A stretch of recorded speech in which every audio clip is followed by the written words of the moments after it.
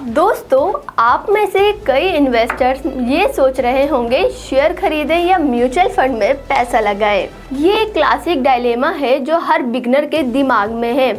सीधे शेयर खरीदने पर कंट्रोल भी अपना और मुनाफा भी पूरा आपका, लेकिन रिस्क भी आपका।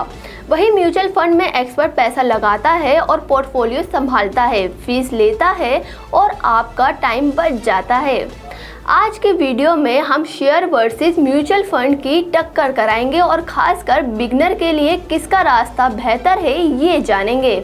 अंत तक ज़रूर देखें क्योंकि सीए विकास जैन जी के इनसाइड और कुछ आई ओपनिंग फैक्ट आपके निवेश की धारणा बदल सकते हैं। मेरी दोस्त पलक ने हाल ही में नौकरी शुरू की और इन्वेस्ट करना चाहती है। वो सोच रही है कि कुछ पैसे सीधे शेयर खरीद ले। आखिर उसके दोस्त रोहित ने पिछले साल एक बैंक का स्टॉक लिया और 5,000 का प्रॉफिट बना लिया कुछ महीनों में। दूसरी ओर उसकी सहेली नेहा ने एसआईपी से म्यूचुअल फंड लिए और लॉन्ग टर्म की बात करती है। पलक कंफ्यूज है और मुझसे पूछती है, यार सीधे शेयर खरीद लूं तो ज़्यादा प्रॉफिट मिलेगा ना? म्यूचुअल फंड में तो फंड मैनेजर और कंपनी भी पैसा खा जाती है अपने चार्जेस में। मैंने कहा, देख पलक, ये इतना सिंपल नहीं। बिगनर्स के लिए अक्सर म्यूचुअल फंड सेफ बेट होता है, पर तेरी क्यूरियोसिटी सही है। चल डिटेल में समझते हैं सीए विकास जैन जी से। अब जुड़ते हैं हमारे एक्सपर्ट सीए विकास जैन जी से, जो इस बहस को सुलझाने में हमारी मदद करेंगे।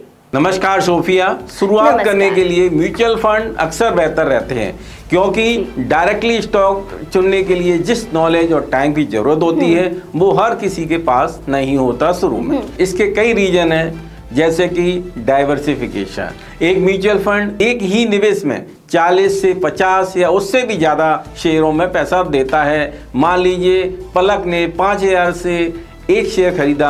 जैसे कोई कंपनी का स्टॉक, अगर वो कंपनी घाटे में चली गई तो उसका पूरा 5,000 डूब सकता है। लेकिन वही 5,000 अगर एक अच्छे इक्विटी म्यूचुअल फंड में लगाती तो वो 40 से 50 कंपनियों में बढ़ जाता, जिससे एक कंपनी का नुकसान पूरे पोर्टफोलियो को मामूली सा ही असर करेगा। शुरुआती निवेश के लिए ये सुरक्षा कवच है। म्यूचुअल फंड आपके फंड को स्प्रेड करके रिस्क कम कर देते हैं। इसे egg in one basket approach कह सकते हैं। Professional management. म्यूचुअल फंड के पास क्वालिफाइड फंड मैनेजर्स और रिसर्च टीम होती है जो दिन रात कंपनियों का विश्लेषण करती है। एक बिगनर अक्सर कंपनीज के balance sheet, profit loss account, future prospect इतनी डिटेल्स में नहीं पढ़ सकता।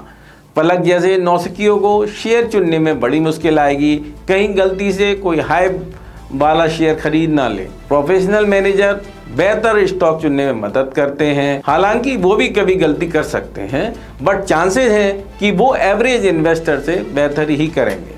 म्यूचुअल फंड में एसआईपी जैसी सुविधाओं से आप ऑटोमेटिकली हर महीने निवेश कर सकते हैं। इससे एक डिसिप्लिन बना रहता है और मार्केट टाइम करने की टेंशन भी नहीं रहती। शेयर खरीदने में बिगनर अक्सर सोच रहे हैं और रह जाते हैं कि कब खरीदें, कितना खरीदें। कई बार ये सोच कर एक्शन ही नहीं ले पाते या गलत वक्त पर पैनिक में बेच देते हैं। फंड में आप बस एसआईपी सेट करके भूल सकते हैं, लंबी अवधि तक जुड़े रह सकते हैं। कई स्टडीज बताती हैं ज़्यादातर खुद से शेयर चुनने वाले इन्वेस्टर मार्केट को हरा नहीं पाते। एक स्टडी के मुताबिक औसतन इंडिविजुअल निवेशक मार्केट इंडेक्स से 1.5% कम रिटर्न कमाता है हर साल। यदि अगर निफ्टी 50 ने 12% रिटर्न दिया तो खुद शेयर चुनने वाला एवरेज व्यक्ति लगभग 10.5 ही कमा पाएगा।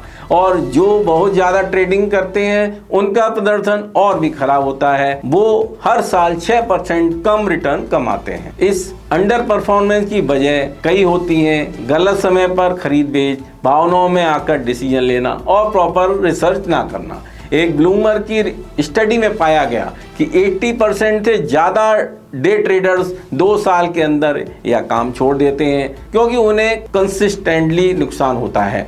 जबकि म्यूचुअल फंड में आप लंबे समय तक बने रहकर मार्केट के औसत रिटर्न पा सकते हैं बगैर ट्रेड के भागदौड़ के। बिगनर्स अक्सर कुछ सक्सेस स्टोरी सुनकर शेयर मार्केट में कूदते हैं, लेकिन वो उन काउंटलेस लोगों को इग्नोर कर देते हैं जिन्होंने गलत स्टॉक चुनकर पैसे कमाए हैं। इन तथ्यों का मतलब ये नहीं कि कोई भी सीधे शेयर खरीद कर पैसा नहीं बना सकता, बल्कि ये है कि शुरुआत में आपके पास नॉलेज कम है तो ऑड्स आपके खिलाफ है। म्यूचुअल फंड उन ऑड्स को थोड़ा फेवर में कर देता है और by providing diversification and expert management. अच्छी कंपनियां चुनना ही तो मुश्किल है। कई बार जो कंपनियां आज अच्छी दिख रही हैं 5 साल बाद वो उतनी अच्छी नहीं होती। म्यूचुअल फंड में फंड मैनेजर बदलाव कर देता है पोर्टफोलियो में, पर अगर तुमने सीधा शेयर लिया और समय पर बाहर नहीं निकले तो मुश्किल हो सकती है। मेरी राय ये है कि म्यूचुअल फंड से बेसिक समझ, थोड़ा थोड़ा निवेश का अनुभव लें। लेकिन कोई अगर शेयर मार्केट की पढ़ाई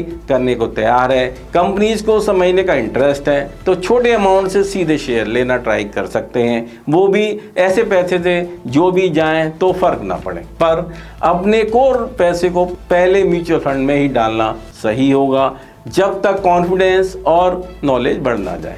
म्यूचुअल फंड देते हैं आसान और कम डर वाला रास्ता शुरुआत का, जबकि शेयर खुद चुनना बड़ा तेज रफ्तार हाईवे पर कार चलाने जैसा है। अगर ड्राइविंग सीखी नहीं तो एक्सीडेंट का खतरा है। हाँ, जब जैसे जैसे आपका निवेश का ज्ञान बढ़े आप सीधे शेयर में हाथ आजमा सकते हैं अपने पोर्टफोलियो के एक हिस्से के साथ, खासकर लंबी अवधि के लिए अच्छी कंपनियों में निवेश करके।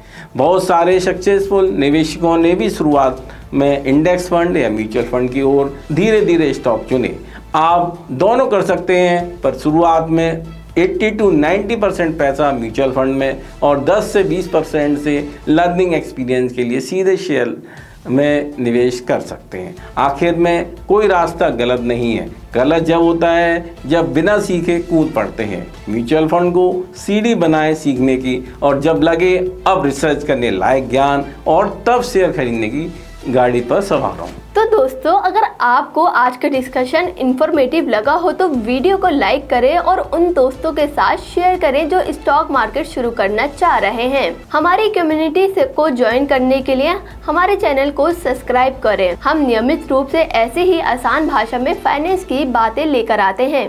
कमेंट में बताएं कि आप शेयर या म्यूचुअल फंड किसके पक्ष में हैं और क्यों। हम आपका विचार सुनने के लिए उत्सुक हैं। अगली बार फिर मिलेंगे एक नए टॉपिक के साथ। धन्यवाद।